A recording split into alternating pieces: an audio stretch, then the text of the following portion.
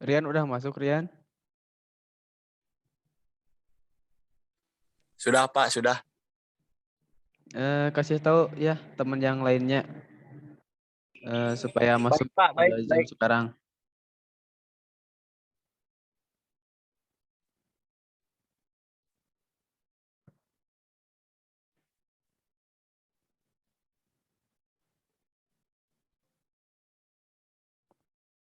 Saya tunggu ya ini buat yang lainnya masuk. Oke Pak.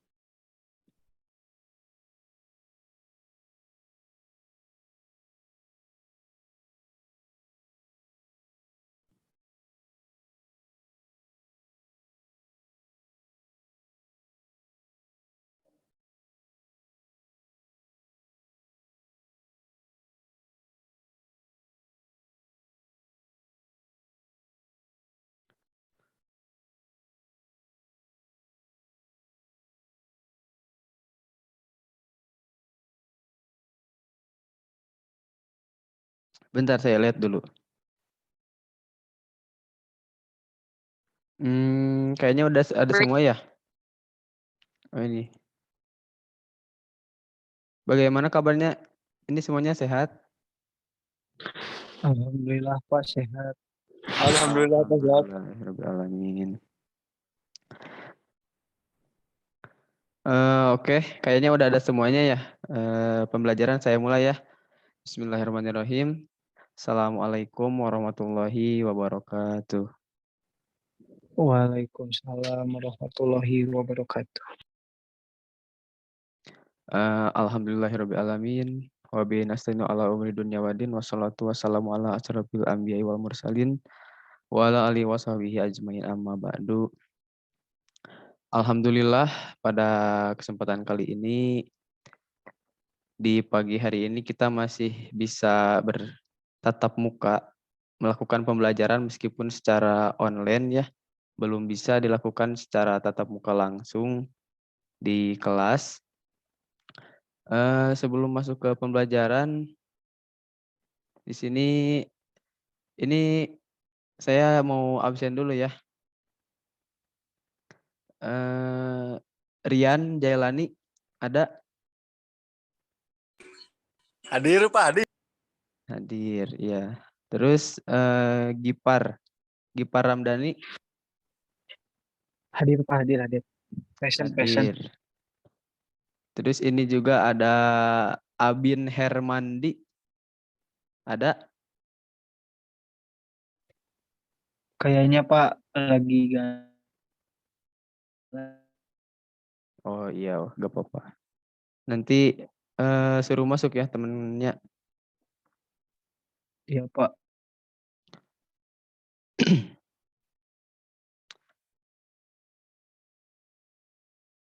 Kita langsung aja ya. Izin saya ini untuk share screen terlebih dahulu.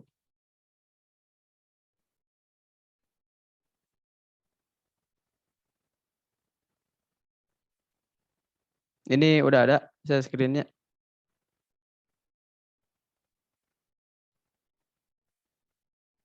Udah Pak, udah. Udah ada. Udah Pak, udah hadir. Ya, bagus. Sebentar ya. Pada pembelajaran kali ini kita akan membahas tentang sumber energi. Ini pembelajaran terakhir di kelas 12 ya, bab terakhir. Namun dikarenakan kemarin kita sudah membahas tentang subbab dari sumber energi ini, yaitu tentang energi terbarukan. Sekarang materi pokok yang akan dibahas pada pertemuan kali ini itu tentang pembangkit tenaga listrik dan juga pemanfaatan energi alternatif. Mungkin kenapa kita di sini itu akan membahas tentang pembangkit tenaga listrik, karena di kehidupan kita sehari-hari juga kita sangat membutuhkan listrik tentunya. Coba menurut Rian atau Gipar, kita membutuhkan listrik gak di kehidupan ini? Dan berikan alasannya. Bentar Pak, itu Rian Pak. Mic-nya aktif Pak. Aduh, mengganggu pembelajaran itu Pak. Oh, Rian, Mohon mic-nya maaf jangan Pak, dulu mohon di maaf. itu ya. Nanti aja kalau udah mau menjawab, baru mic-nya di-on kan. Jadi gimana Pak pertanyaannya Pak?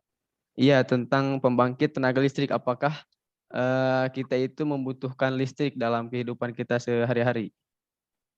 Oh ya, tentunya Pak sangat butuh buat kehidupan sehari-hari karena orang dalam melakukan pekerjaan baik belajar atau bekerja semuanya membutuhkan listrik Pak. Iya, terima kasih Gipar ya yang barusan menjawab. Ini juga sebagai salah satu yang mendorong kita jadi supaya tidak adanya keluh kesah misal dalam pembelajaran. Karena kan pada saat ini kita melakukan pembelajaran secara online, itu juga membutuhkan listrik. Jadi supaya tidak ada mengeluh tentang hal kelistrikan dalam mengikuti pembelajaran. Jadi listrik ini sangat diperlukan di kehidupan kita sehari-hari. Mungkin untuk tujuan pembelajaran pada hari ini, nah ini kita akan belajar, ini ya yang nanti kalian capai itu diusahakan untuk bisa mengidentifikasi jenis-jenis pembangkit tenaga listrik, itu yang pertama. Dan untuk yang kedua, mendeskripsikan dampak keterbatasan dan pemanfaatan sumber energi dalam kehidupan sehari-hari. Namun untuk sebelumnya sebelum ke pembelajaran ya, di ini semuanya linknya ini sudah saya share di Google Classroom dan juga ada modul juga, modul terkait pembangkit tenaga listrik dan juga pemanfaatan energi alternatif. Itu sudah saya share di Google Classroom. Modulnya tolong dibaca dulu ya 10 menit dan juga setelah membaca modul nanti lihat ini video pembelajaran, video demonstrasi terkait pembangkit tenaga listrik. Jadi dipersilakan kepada siswa dan juga yang lainnya ini untuk mengakses dulu video ini, diperhatikan dulu videonya. Silakan.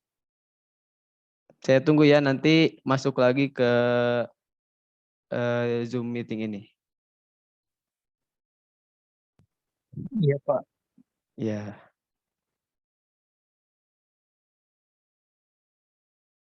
udah pada masuk lagi ya? Ini jadi gimana tadi Udah Pak. setelah melihat video barusan? Jadi pembangkit tenaga listrik itu ada apa aja? Coba ada yang mau menjelaskan?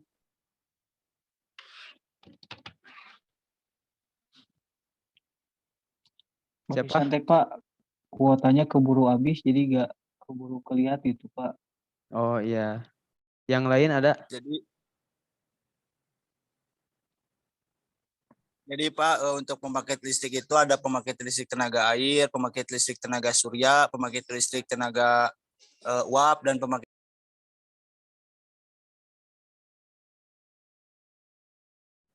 Oh oke. Ini suara Rian nggak ada ya? Iya Pak. Gipar bisa coba diulangi apa tadi yang disebutkan sama itu Rian? Gitu, Pak, pertanyaan nanti Pak.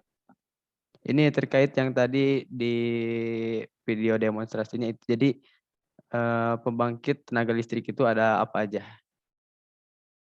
Oh itu Pak kan ada yang dari uap, terus ada yang dari angin, ada yang Ya. dari air juga, Hmm, terus ada oke. yang apa itu yang kata surya teh Pak yang itu.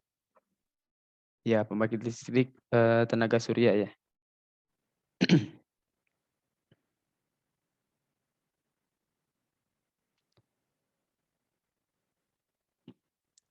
Oke, saya perjelas kembali ya.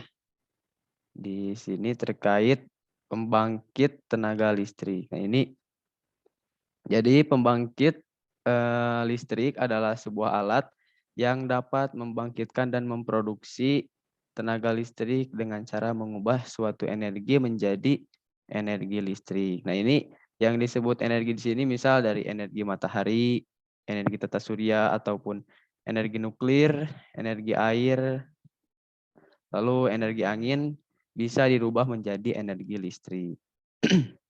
Lalu macam-macam pembangkit listrik. Yang pertama ada pembangkit listrik tenaga surya. Coba, jadi pembangkit listrik tenaga surya itu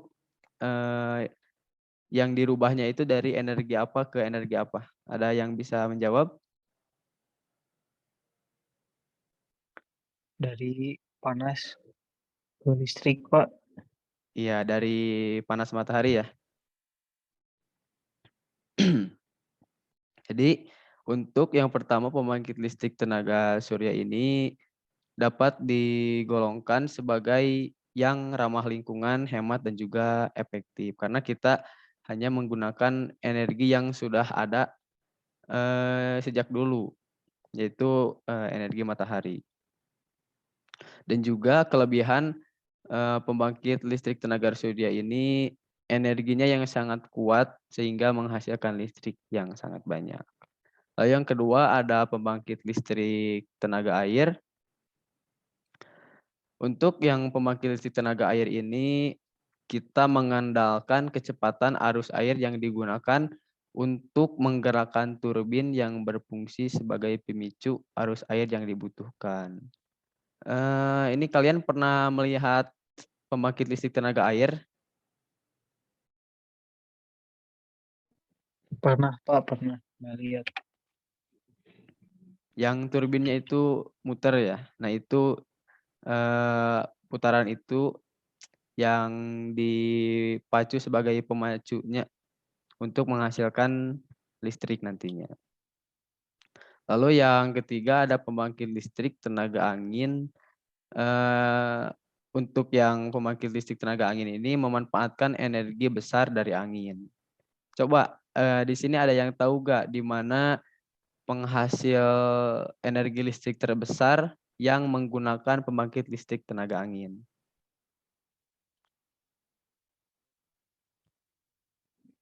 Kurang tahu, Pak. Kurang tahu. Yang Bapak kasih tahu ya. Jadi itu ada di Belanda ya.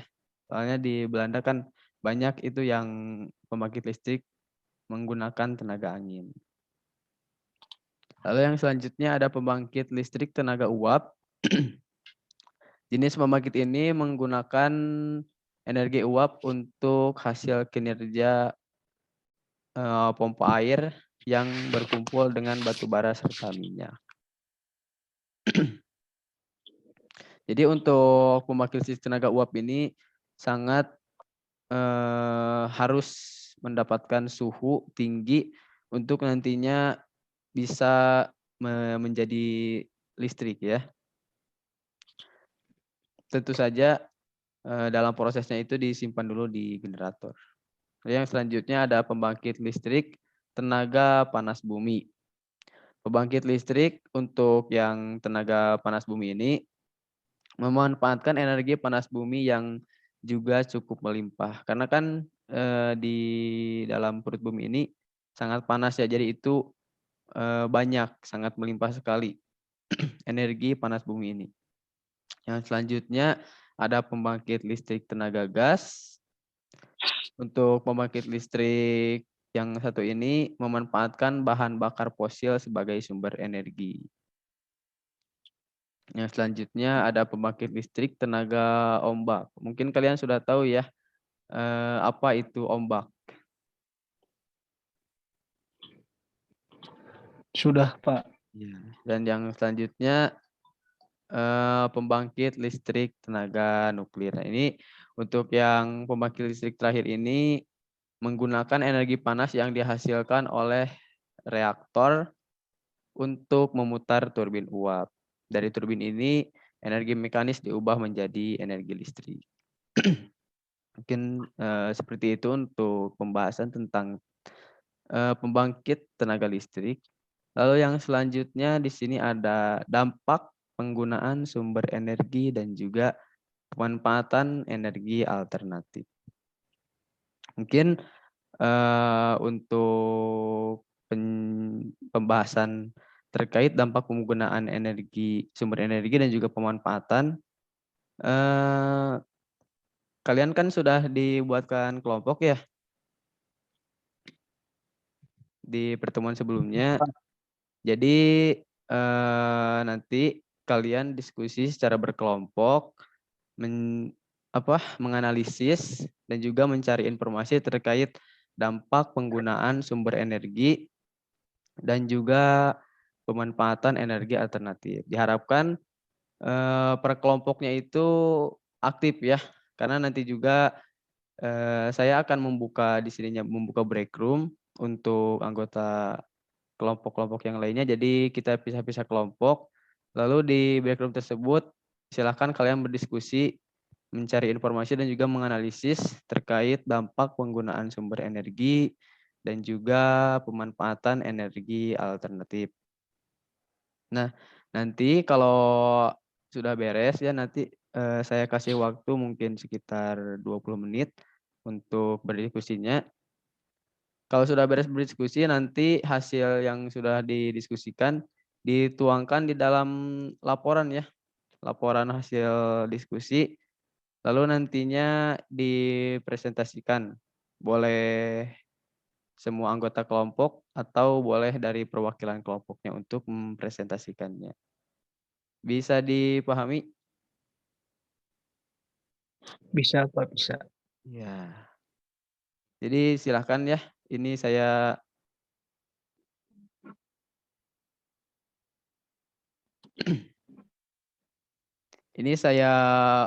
di breakout dulu room-nya.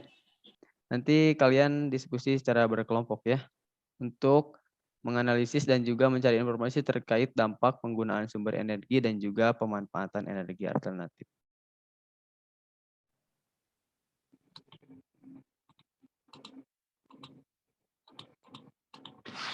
Nanti Bapak hanya akan, memantau, tidak ikut ke dalam sesi diskusi yang kalian lakukan.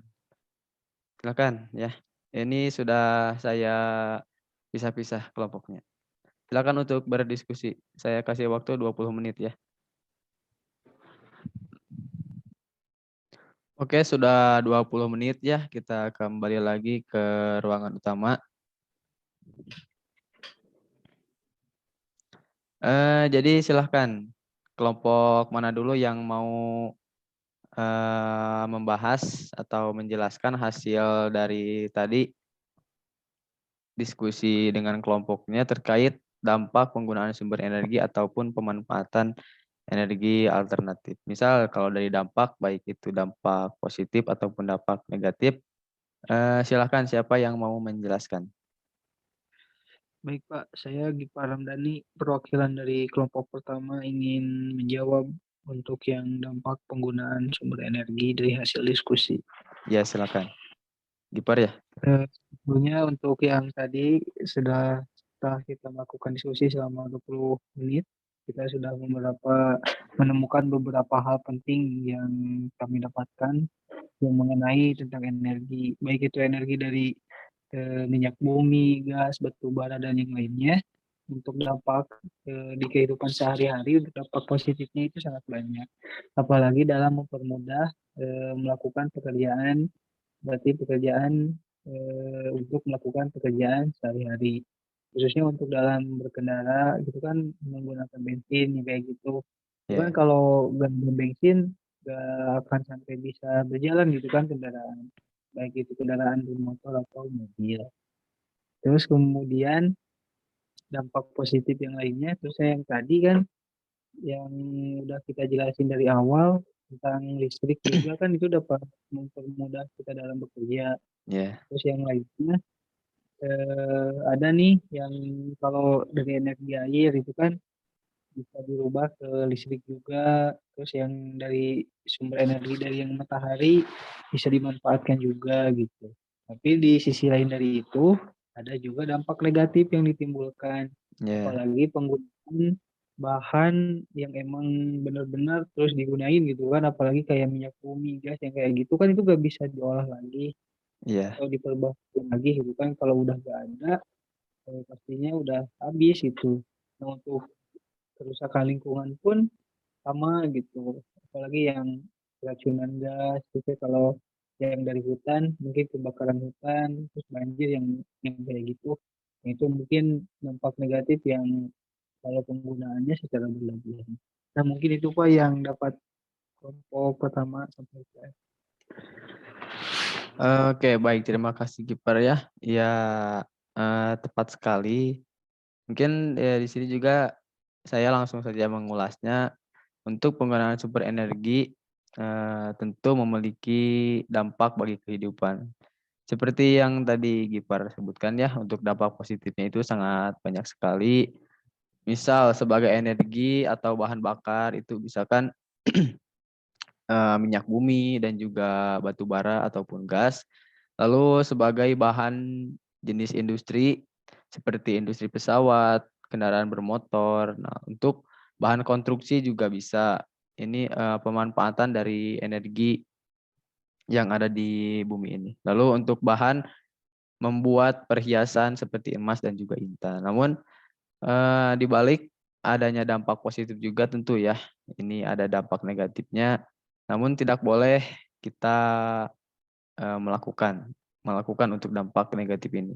Yang pertama ada kerusakan lingkungan pada lahan galian memberikan dampak berupa tingginya laju erosi.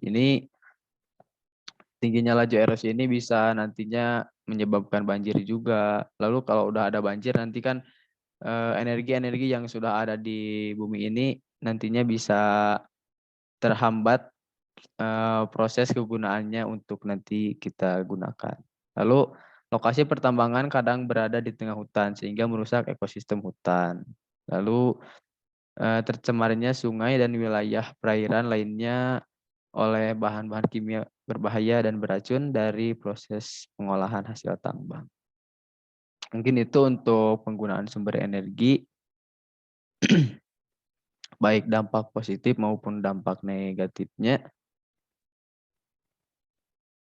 Ada yang mau ditanyakan dulu?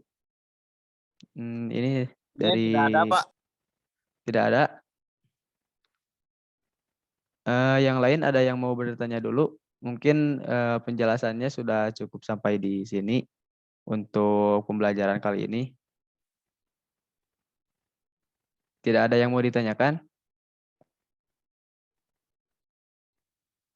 Sepertinya tidak ada ya. Oke, jadi itu sebagai ulasan kembali.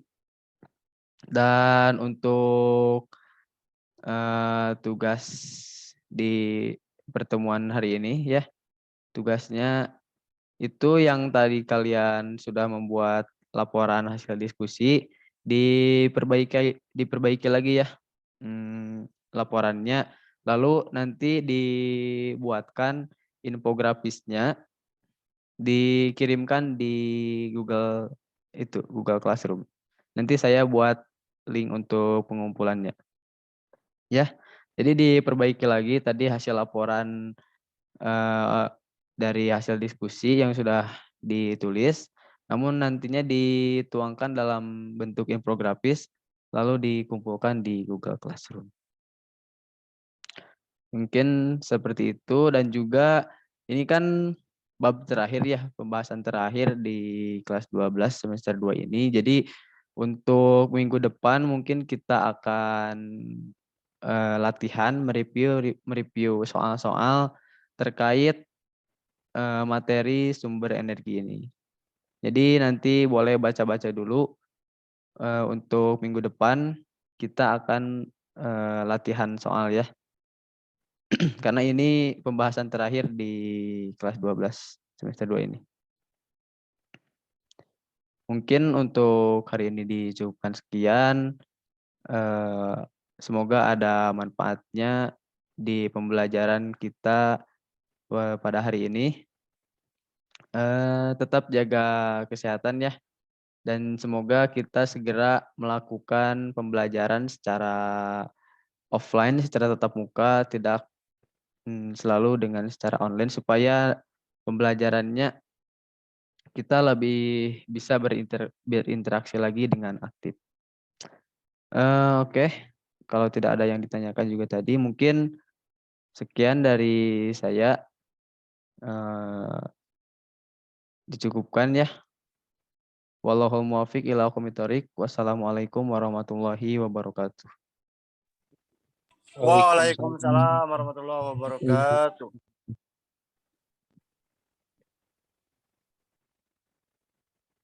Silakan kalau ada yang mau live aja ya.